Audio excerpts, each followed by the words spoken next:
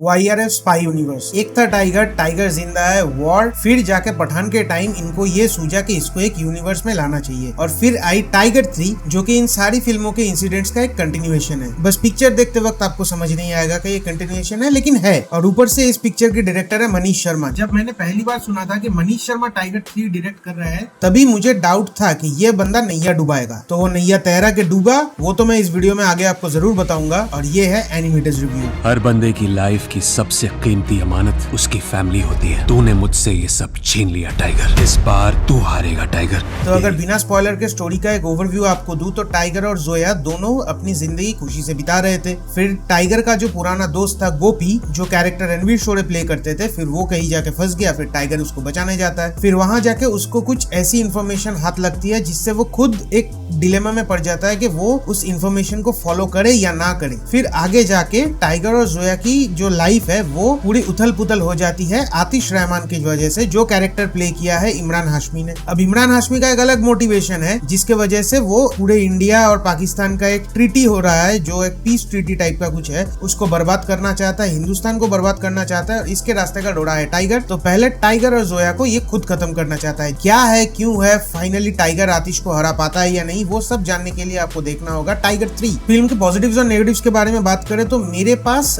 हर department के regarding positives और negatives हैं। पहले बात कर लेते हैं स्क्रीन प्ले की। स्टोरी का जैसे मैंने आपको एक ओवरव्यू दिया, इसी पूरे स्टोरी को जिस तरह से स्क्रीन प्ले में कन्वर्ट किया गया है वो पठान का रीमेक लग रहा था। पठान में भी जो प्लॉट पॉइंट्स थे यहाँ पे भी सेम ही प्लॉट पॉइंट्स है। यहाँ तक कि विलेन का जो मोटिवेशन है वो भी एट सम एक्सटेंट सेम ही है, बस दोनों अलग अलग ऑर्गेनाइजेशन से बिलोंग करते थे जिसके वजह से इनका तरीका अलग है। स्क्रीन प्ले टाइट है, आप बोर नहीं होगे। सेकेंड हाफ में थोड़ी देर के लिए स्क्रीन प्ले डिप करता है, लेकिन वो आगे के पूरे सिचुएशन को बिल्डअप करने में काम आता है, जो आगे जाके आपको पूरा समझ आएगा कि क्या हुआ, क्यों हुआ। But through out the picture आप बोर कभी भी नहीं होंगे। पर फिर भी मैं बस ये कहूंगा कि story idea was good, but इसको और बेहतर स्क्रीन प्ले में कन्वर्ट किया जा सकता था। नेक्स्ट अगर बात करें तो परफॉर्मेंसेस की, सलमान खान का मैंने बहुत दिन बाद एक अच्छा जेन्युइन परफॉर्मेंस देखा है। ये किसी का भाई किसी की जान, राधे, रेस 3 इनकी तरह नहीं है कि जेब में हाथ डाला और ऐसे डायलॉग बोल के कैमरे के सामने से चले गए, ऐसा नहीं हुआ। He actually surrendered himself to the director और उन्होंने एक बहुत अच्छा परफॉर्मेंस दिया है। इमोशनल सीन्स में, ड्रामा वाले सीन्स में उन्होंने बेहद अच्छा काम किया है। कैटरीना के साथ रोमांस वाले सीन में और उन दोनों का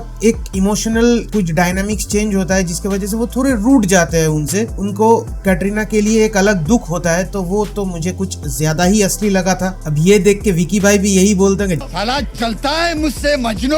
और कैटरीना कैफ की कैरेक्टर की अगर बात करें तो उनके कैरेक्टर का एक आर्क है, तो उनका एक अलग जर्नी यहाँ पे चल रहा होता है, लेकिन बहुत ही अंडर रिटन टाइप का मुझे फील हुआ कि इसको और थोड़ा बेहतर तरीके से करना चाहिए था और कैटरीना भी और ज्यादा बेहतर परफॉर्म कर सकती थी। उन्होंने एक्चुअली बहुत अच्छी एक्टिंग की थी जीरो में, जो मुझे आज भी उनका एक one of the best performance लगता है। हाँ, डेफिनेटली डायरेक्टर्स अलग है तो परफॉर्मेंसेस का लेवल जो डायरेक्टर एक्टर से निकालते हैं वो भी अलग ही होंगे, बट इस फिल्म में कुछ ऐसी सिचुएशंस थी जो कैटरीना और बेहतर पुल ऑफ कर सकती थी। And now coming to the show stealer mister Imran Hashmi, वो एक बहुत ही अंडररेटेड और अंडर यूटिलाइज्ड एक्टर है। एक्चुअली जब सलमान और इमरान हाशमी एक दूसरे को डायलॉग बाजी उनका चल रहा होता है, कभी कभी इमरान हाशमी एक्चुअली सलमान को स्क्रीन पे खा गए थे। मैं आपको ज्यादा डिटेल नहीं बता सकता, that will act as a spoiler. So yes, you will enjoy Imran Hashmi's performance in this film. Spy universe में अब तक शायद जिम को टक्कर देने वाला ये आतिश रहमान का कैरेक्टर ही था। बस जिम का स्वैग और वो सब बहुत अलग था, लेकिन इमरान हाशमी का जो परफॉर्मेंस है वो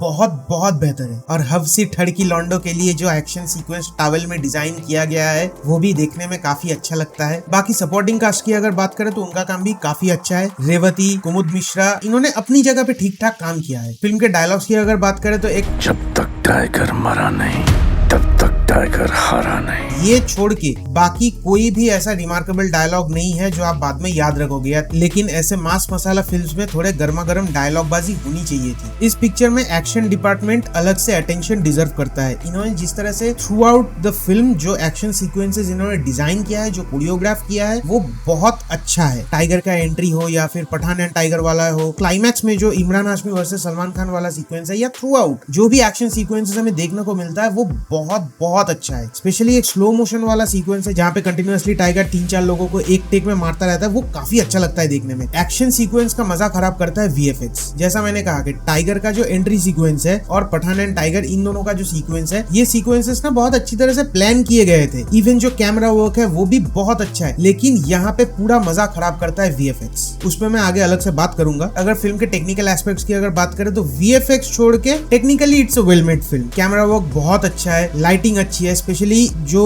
इंटरवल के ब्लॉक का एक सीक्वेंस है, वहां पे आप देखोगे सलमान खान प्लेन से उतरते हैं, तो वहां पे जिस तरह से उस शॉट को लाइट किया गया है ना, देखने में बहुत अच्छा लगता है। और क्लाइमैक्स में जब टाइगर वर्सेस रहमानी वाला वो फाइट सीक्वेंस चलता रहता है, तो वो ब्रिलियंट सिनेमेटोग्राफी के साथ ब्रिलियंट लाइटिंग, वो सीन ना बहुत निखर के सामने आता है। और बाकी जो भी अलग अलग टेक्निकल डिपार्टमेंट्स है, they were good. Now coming to the parts जो मुझे इस पिक्चर के बिल्कुल नहीं पसंद आया है।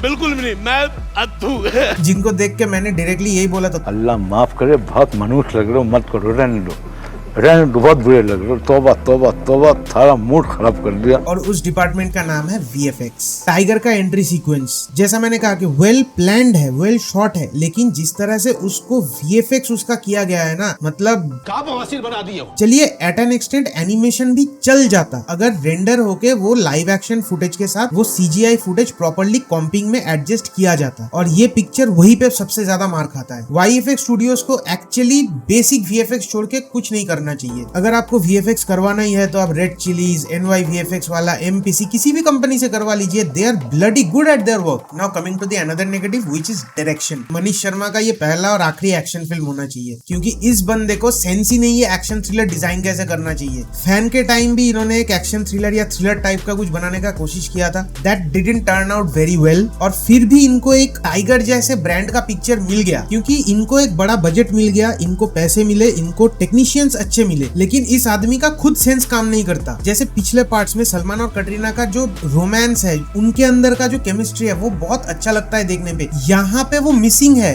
इवन पठान में जहाँ पे टाइगर का केमियो होता है, वहाँ पे भी टाइगर पठान का ना एक अच्छा दोस्ती वाला केमिस्ट्री होता है। यहाँ पे वो केमिस्ट्री मिसिंग है, जस्ट मिसिंग है। और यहाँ पे थ्रू आउट द पिक्चर वैसे कॉमेडी नहीं है, थोड़ा सीरियस ही इसको ट्रीट किया गया है, लेकिन जब पठान टाइगर का सीन आता है वहाँ पे ना कॉमेडी दिया गया है, लेकिन वो कॉमेडी काम नहीं करता। ऑन द कॉन्ट्ररी, पठान में जब उन दोनों का एक साथ सीक्वेंस था, वहाँ पे जो कॉमेडी था वो बहुत अच्छी तरह से वर्क कर रहा था। लेकिन पठान टाइगर का जो सीक्वेंस है, आप एंजॉय करोगे। मैं ऐसा नहीं कह रहा कि वो आप एंजॉय ही नहीं करोगे, आप एंजॉय करोगे। जिस तरह से वो वीएफएक्स को अगर छोड़ दो तो ओवरऑल जो एक्शन सीक्वेंस डिजाइन किया गया है, you will enjoy it, but at the same time आपको ना कुछ मिसिंग लगेगा कि हो तो रहा है लेकिन जम नहीं रहा। और ये थ्रू आउट द पिक्चर आपको बहुत सारी सीक्वेंसेस में लगेगा। जो ड्रामा पार्ट है वो अच्छा है, वो आपको देखने में एक्चुअली अच्छा लगेगा। जो एक्टर्स है, उनके परफॉर्मेंसेस है, इमरान हाशमी के कुछ ऐसे बेहतरीन सीन्स है जहाँ पे उनका एक इमोशनल ब्रेकडाउन होता है, लेकिन वो ना जिस तरह से बिहेव करते हैं, जिस तरह से रिएक्ट करता है, you will actually love those things. लेकिन at the same time action thriller में एक्शन और थ्रिल होना चाहिए।